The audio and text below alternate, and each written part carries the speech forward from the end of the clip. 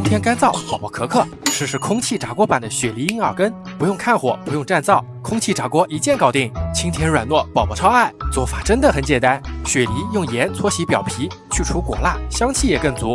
从1/4处切开，挖出梨核，小心别挖穿。